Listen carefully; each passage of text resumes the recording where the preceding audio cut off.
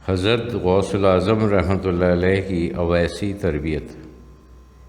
اس کے بعد فرمایا کہ حضرت غوث الاعظم رحمۃ اللہ علیہ کی تربیت رسول خدا صلی اللہ علیہ وسلم نے اویسی طریقے سے خود فرمائی۔ جب تعلیم پوری ہو گئی تو ارشاد فرمایا، تمہارے لیے یہی کافی ہے، لیکن سلسلہ چلانے کے لیے ظاہری شیخ کے ہاں بیعت لازمی ہے۔ حضرت خواجہ صاحب رحمۃ اللہ علیہ کے مزار پر حاضری کے برکات۔ فرمایا کہ روح کے کئی پہلو ہیں اور کسی نہ کسی پہلو میں خود بخود طلب پیدا ہوتی رہتی ہے۔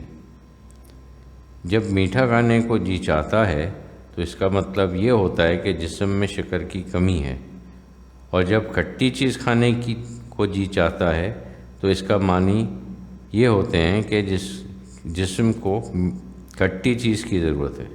اسی طرح روح کے جس پہلو میں پیاس ہوتی ہے، اس موقع پر آستانہ حضرت خواجہ غریب نواز رحمۃ اللہ علیہ کی طرف اشارہ کر کے فرمایا، تو وہ انسائکلوپیڈیا موجود ہیں، ان کے ہاں چلے جاؤ، وہ تمہیں سیراب کر دیں گے۔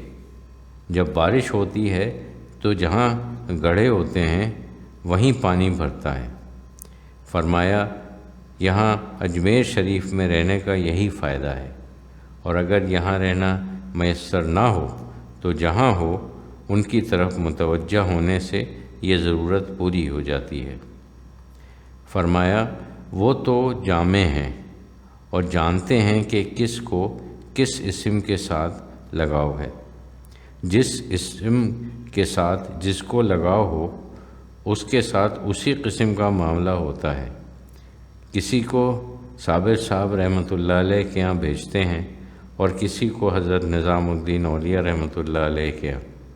فرمایا، اسی وجہ سے صحبت ضروری ہے، صرف عمل سے کچھ نہیں ہوتا۔ مشائخ سلسلہ سے واسطہ رکھنا نہایت ضروری ہے۔ صحابہ کرام کو سب لوگوں پر فضیلت اس لیے حاصل ہے کہ رسول خدا صلی اللہ علیہ وسلم کے صحبت یافتہ ہیں، ورنہ ان کے مجاہدات اور لوگوں سے زیادہ نہ تھے۔ کسی صحابی کی نسبت یہ نہیں سنا کہ 12 سال تک بغیر کھائے پیے استغراق میں کھڑے رہے ہوں۔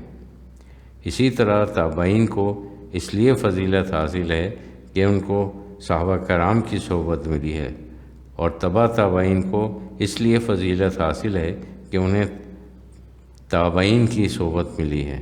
فرمایا، اگر صحبت کی ضرورت نہ ہوتی تو اللہ اس بات پر قادر تھے کہ نہایت ہی اچھا رنگین اور سنہری قرآن بیت اللہ پر میں نازل فرما کر لوگوں سے کہہ دیتے کہ لوگوں، یہ میرا کلام ہے، اس پر عمل کرو، لیکن ایسا نہیں کیا گیا۔